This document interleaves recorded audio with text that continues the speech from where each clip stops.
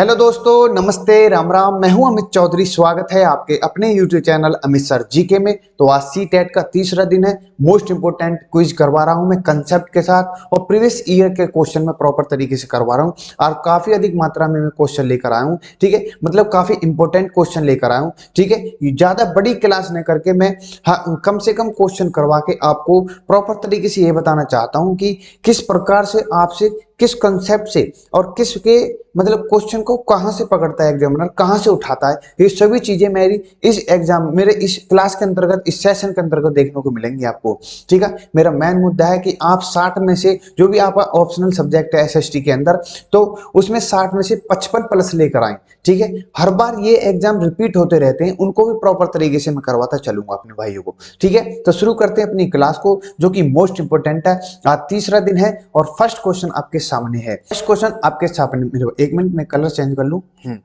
अपने प्रदूषकों के कारण निम्न में से कौन सी नदी जैविक मरुस्थल कहलाती है? आपको पता होनी चाहिए, इंपोर्टेंट क्वेश्चन है। यमुना, पेरियार या दामोदर नदी, ठीक है। 2 बार हो गया, ठीक है मेरे भाई। तो आप जो एनसीआर के इलाके में, वो तो यहाँ पर यमुना को कर देंगे, लेकिन जो अपने भारत के अंदर, भारत की बात हो रही है, यहाँ पर सबसे ज्यादा प्रदूषकों में जो गिनती होती है वो है दामोदर नदी। इंपॉर्टेंट है, ये ध्यान रखना आप। हाँ, आपके सामने मैं पॉइंट वाइज बताते चलूंगा। जैसे कि दामोदर नदी है, इसके इसके प्रदूषकों के कारण इसे जैविक मरुस्थल कहा जाता है, ठीक है मेरे भाई।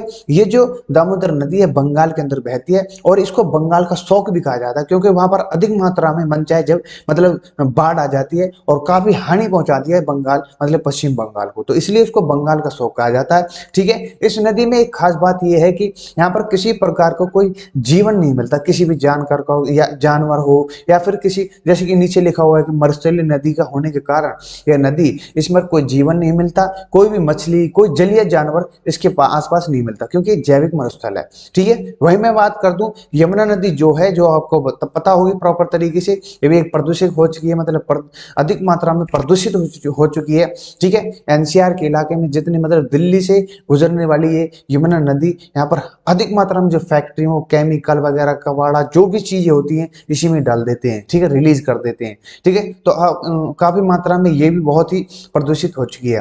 तो गंगा नदी की दूसरी सबसे बड़ी सहायक नदी है यमुना नदी, ये आपको पता होनी चाहिए। नई दिल्ली यमुना नदी के तट पर स्थित है, ये आपको पता होना चाहिए, ठीक है मेरे भाई। नेक्स्ट क्वेश्चन पर चलते हैं। इंग्लिश में मैंने यहाँ पर कन्वर्ट कर दिया है। नेक्स्ट क्वेश्चन पर चलते हैं।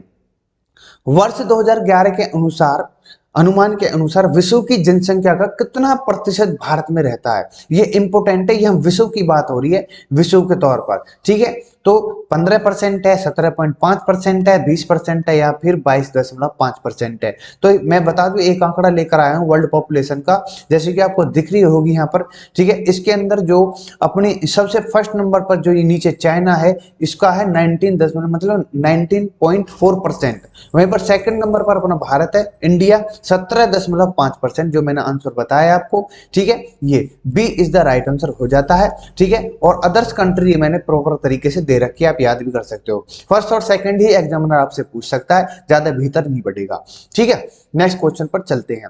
राष्ट्रीय चंबल अभयारण्य निम्नलिखित में से किस राज्य का हिस्सा नहीं है? इंपोर्टेंट क्वेश्चन है, ठीक है। उत्तर प्रदेश का हिस्सा नहीं है। राष्ट्रीय चंबल अभयारण्य आपने सुना होगा प्रॉपर तरीके से, मध्य प्रदेश नहीं है, हरियाणा में नहीं, हरियाणा नहीं है, राजस्थान।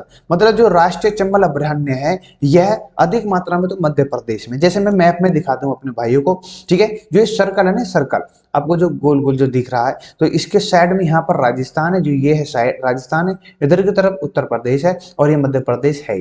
तो आपको आपके आंसर आपके सामने आ गया हो, तो हरियाणा इसका राइट आंसर हो जाता है। हरियाणा का भाग नहीं है, मतलब हरियाणा इसका हिस्सा नहीं है। तो 3 राज्य मैंने बता दिए आपको, राजस्थान, मध्य प्रदेश, उत्तर प्रदेश। कोई दिक्कत किसी भी प्रकार से मुझे पूछ सकते हो इन कमेंट में, ठीक है। नेक्स्ट क्वेश्चन पर चलते हैं। गरीबी की संस्कृति का विचार प्रस्तुत किया गया है। जो गरीबी की जो संस्कृति है, मतलब उनकी पॉवर्टी, उनकी गरीबी को दिखाने वाला वो विचार प्रस्तुत किसने किए इनमें से, ठीक है। ऑस्कर लुइस द्वारा है, गुन्नार मेडल द्वारा है, या फिर आशीष बोस द्वारा है, या फिर अमर्त्य सेन द्वारा है? तो इनमें से कौन किसने जिक्र किया है गरीबी की संस्कृति का विचार को? ठीक है, तो इसका राइट आंसर हो जाता है ए। ये प्रॉपर तरीके से मैंने पहले भी करवाए हैं, लेकिन बता दूं ऑस्कर लुइस द्वारा ही गरीबी की संस्कृति का, उनके विचारों को धरा गया, उनकी हर चीज को बताया गया इनके द्वारा।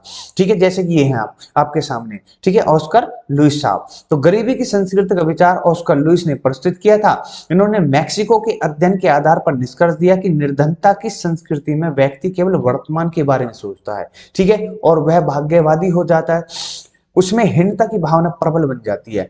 तो तथा बच्चों को भी इन दशाओं में रहने का प्रशिक्षण दिया जाने लगता है। ऑस्कर लुइस ने अमेरिका के मानवशास्त्री थे, ये आपको पता होना चाहिए। ये भारत 1951 में आए और पश्चिम उत्तर प्रदेश के गांव रामपुर का अध्ययन किया इन्होंने, और ग्रामीण स्वदेशी की अवधारणा को भी विकसित किया था उस समय। ठीक है, तो इन्होंने ही गरीबी की संस्कृति के विचार प्रस्तुत किए थे, ये आपको पता होना चाहिए। लुइस, मैंने थोड़ा सी स्टोरी टाइप में या फिर जो कंटेंट बताया आपको, मतलब इनके बारे में जो टॉपिक छेड़ा है, ये आपके दिमाग में प्रॉपर तरीके से बढ़ जाएगा, लिखड़ेगा नहीं कि गरीबी की संस्कृति का विचार किसने लिया। ऑस्कर लुइस, यहाँ कहते मैक्सिको के, मैक्सिको किस महाद्वीप में, इन कमेंट मुझे बताना।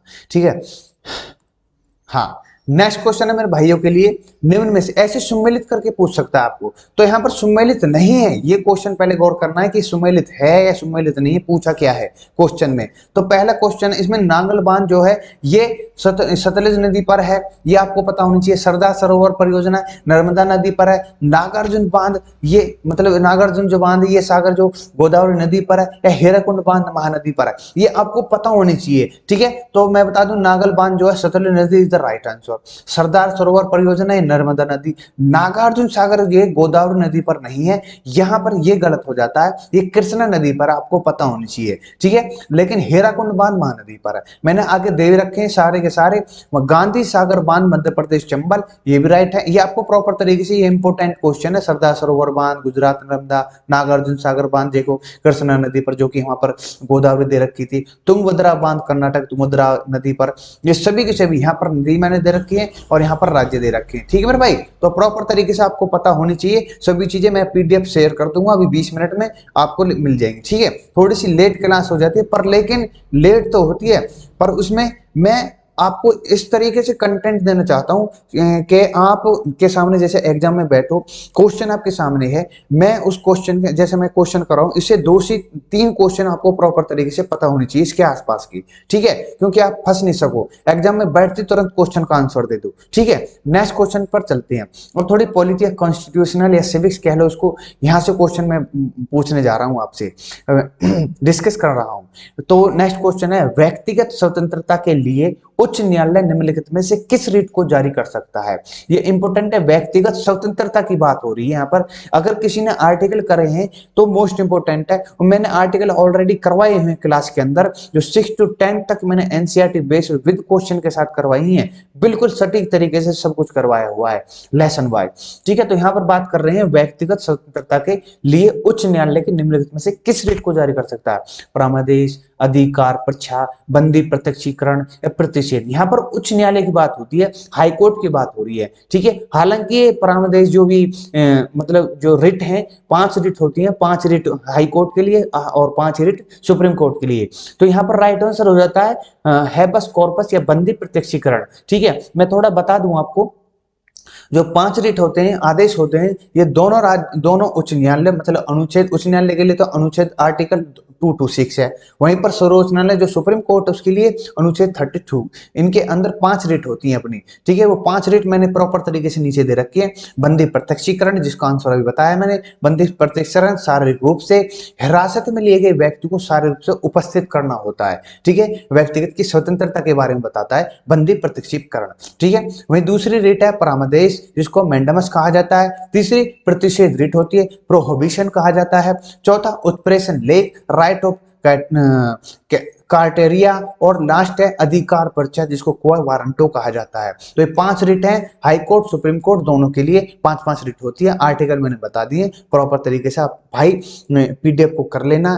अमित सर जी के टेलीग्राम पर डिस्क्रिप्शन में लिंक दे देता हूँ, वहां पर जाकर के सीधा डाउनलोड कर सकते हो और इसका रिवीजन कर सकते हो। ठीक है, पास में बस कुछ दिन रह रहे हैं, ज्यादा दिन ना रह रहे मेरे भाई। ठीक है, तो नेक्स्ट क्वेश्चन पर चलते हैं।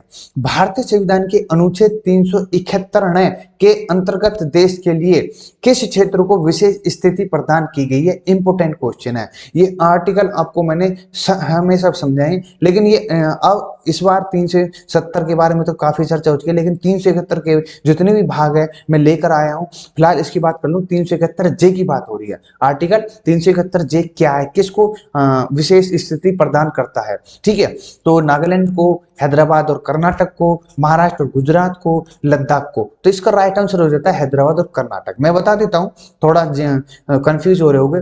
371 के अंदर ए बी सी डी मतलब जे तक है, आई जे तक है ये प्रॉपर तरीके से। इसके अंदर जो सब स्टैंड बोलते हैं, आर्टिकल के अंदर जो उसके पार्ट होते हैं, part A B C D, ये 371 के अंतर्गत है। ठीक है, मैं बता दूं 371 महाराष्ट्र और गुजरात के लिए है। ठीक है, प्रावधान अपने हैं, उसके विशेष प्रावधान है इनके थ्रू। जैसे 370 के अंदर जम्मू कश्मीर था ना, उसी प्रकार से राज्य है। 371 में नागालैंड, बी में असम, सी में मणिपुर, डी में आंध्र प्रदेश, एफ में सिक्किम, जी में मिजोरम, एच में अरुणाचल प्रदेश, आई में गोवा, जे में जो कि कर्नाटक हैदराबाद दोनों ही है। ठीक है, ये इंपोर्टेंट है, मैंने जिक्र कर दिया है सभी चीजें। जैसे यहाँ लिखा हैदराबाद और कर्नाटक रीजन 371 जे के अंतर्गत आते हैं। या तो पहला पूछ लेगा नागालैंड या फिर लास्ट लेगा जे को। ठीक है, नेक्स्ट क्वेश्चन पर चलते हैं।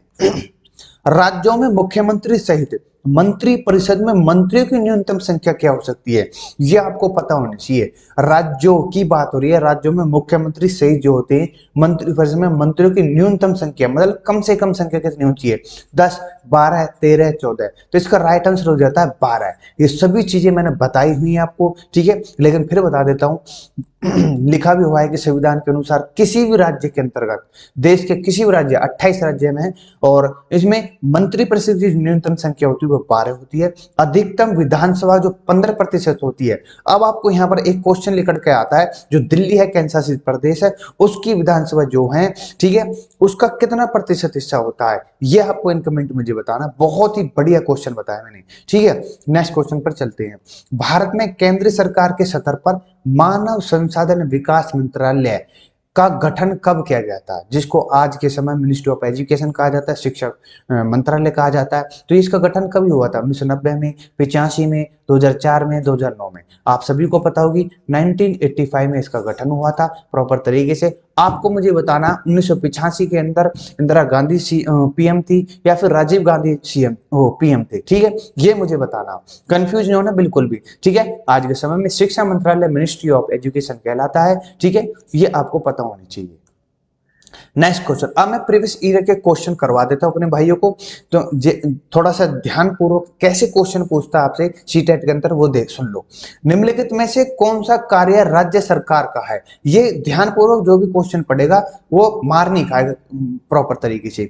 पाकिस्तान और बांग्लादेश के साथ शांतिपूर्ण संबंध बनाता है राज्य सरकार, या 10वीं कक्षा में बोर्ड परीक्षा को बंद करना होता है, या नई दिल्ली और वास्को डी गामा के बीच में नई गाड़ी चलाना होता है, एक राज्य सरकार का अधिकार है, या 1000 रुपए का नोट का नया डिजाइन लागू करना, यह राज्य सरकार करती है। ये आपको प्रॉपर तरीके से पता होना चाहिए। देश के अंदर 3 सत्र बांटे हैं, जैसे कि एक तो मैंने लिखा भी हुआ है आगे, संघ सूची, राज्य सूची और समवर्ती सूची। ठीक है, तो यहाँ पर मैं पहले क्वेश्चन को बता देता हूँ, 1 मिनट रुके।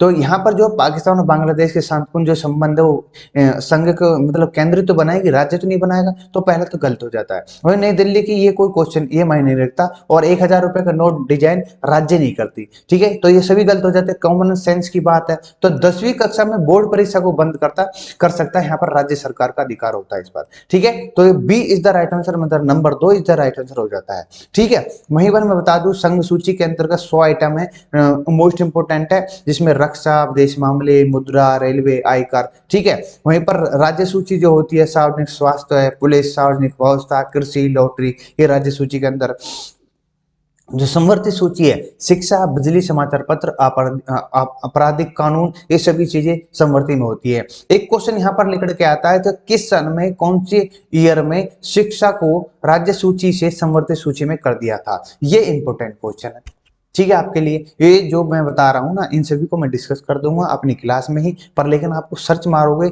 तो प्रॉपर तरीके से इस क्वेश्चन को अच्छे तरह से खंडन कर लोगे अपने दिमाग में, ठीक है। नेक्स्ट क्वेश्चन पर चलते हैं, जो प्रीवियस ईयर के ही हैं। प्रत्येक राज्य में लोकसभा की सीटों का निर्धारण परिसीमन आयोग द्वारा किया जाता है। इस परिसीमन को किस वर्ष तक रोक दिया गया है? इंपोर्टेंट है, 2026, 2027, 24 या 25। आप सभी को परिसीमन आयोग, लोकसभा की बात हो रही है, सीटों की बात हो रही है आपको, जो कि आज के समय में मतलब कि 552 में से 545 ही हैं, ठीक है, चिन्हित की गई हैं, तो 545 पर हैं। तो 2026 तक ये सीटें हैं टोटल, आपको पता होनी चाहिए, इंपॉर्टेंट क्वेश्चन है, ठीक है। पहले 1971 था, उसके बाद 2026, अब 2026 के बाद सीटें बढ़ेंगी, लोकसभा की भी, ठीक है, राज्यसभा की भी, ये सभी जब प्रॉपर तरीके से जानेंगे। अभी फिलहाल राइट आंसर इसका 2026 है, परिसीमन आयोग द्वारा किया जाता है, ये किया गया था। तो इस वर्ष ये जो परिसीमन आयोग द्वारा रोका गया था, 2026 तक रोका गया है, ठीक है, आपको पता होनी चाहिए। नेक्स्ट क्वेश्चन है, 2022 के भारत के 16वें उपराष्ट्रपति चुनाव के लिए निर्वाचक मंडल में कितने सदस्य हैं? ठीक है, 545 है, या 250 थे, या 798, मतलब 798, 788, या उपरोक्त में से कोई नहीं। तो यहाँ पर 545 तो हो जाती है लोकसभा की सीटें, 250 जो हो जाती है राज्यसभा की, ठीक है, 798, 728। यहाँ पर 16वें उपराष्ट्रपति की बात हो रही है, थोड़ा ध्यान से क्वेश्चन को पढ़ लोगे तो मार नहीं खाओगे। तो यहाँ पर ई जो है गलत हो जाता है, मतलब प्रॉपर तरीके से इनमें से कोई सा भी नहीं है। तो यहाँ राइट आंसर मैं बता दूं आपको, हाँ देखो इधर 780 वोट होती हैं टोटल, मतलब इलेक्टर्स होते हैं उसमें से, ठीक है। ये जगदीश धनखड़ जी हैं, जिनको अभी 16वें उपराष्ट्रपति बनाया गया है, ठीक है, आपको पता होनी चाहिए। इससे पहले किस राज्य के उपराज्यपाल थे, ये आपको पता होना चाहिए। राज्यपाल थे या उपराज्यपाल थे, ये आपको पता होना चाहिए, ठीक है। किस राज्य से बिलोंग करते हैं, संबंध रखते हैं, या किस राज्य में इनका जन्म हुआ था, ये इंपॉर्टेंट क्वेश्चन है, ठीक है। तो Jagdeep Dhankhar secured by 5 to 8 votes out of the 710 valid votes, ठीक है। और opposition candidate Margaret Alva secured 182 votes, ठीक है। कुल मिलाकर इनकी जीत हुई थी 528 वोट के साथ। 16वें राष्ट्रपति आपके सामने है, जो कि मोस्ट इंपोर्टेंट क्वेश्चन मैंने बता दिया। 15वीं जो राष्ट्रपति हैं वो द्रौपदी मुर्मू जी हैं, आपको पता होनी चाहिए उनके बारे में, ठीक है। वो पहली आदिवासी हैं और उड़ीसा राज्य से बिलोंग करती हैं, ठीक है। नेक्स्ट क्वेश्चन, इस क्वेश्चन का आंसर आप मुझे बता कर दोगे, ठीक है, कि निम्नलिखित में से किस केंद्र शासित प्रदेश में आबादी का घनत्व सबसे कम है? दमन और द्वीप, दादरा और नगर हवेली, अंडमान और निकोबार, या पांडुचेरी? इस क्वेश्चन का आंसर मुझे इन कमेंट मुझे बताना मेरे भाइयों, ठीक है। तो आज की क्लास के अंतर्गत, आज के सेशन में इतना ही था, ठीक है। मिलते हैं नेक्स्ट क्लास में कल। जिस प्रकार से किसी भी चीज को लेकर या किसी भी स्लाइड के अंदर आपको कोई भी शिकायत है तो मुझे पूछ सकता है टेलीग्राम पर, या फिर मेरे इंस्टाग्राम पर, या फिर कहीं पर भी आपको प्रॉपर तरीके से किसी प्रकार की परेशानी आ रही तो मुझसे जानकारी ले सकता है, मदद ले सकता है, ठीक है। बिल्कुल मेरी तरफ से सब कुछ फ्री है, ऑन यूट्यूब पर है, सब कुछ आपके सामने है, ठीक है। तो नमस्ते, राम राम, जय हिंद, जय भारत। मिलते हैं नेक्स्ट क्लास में।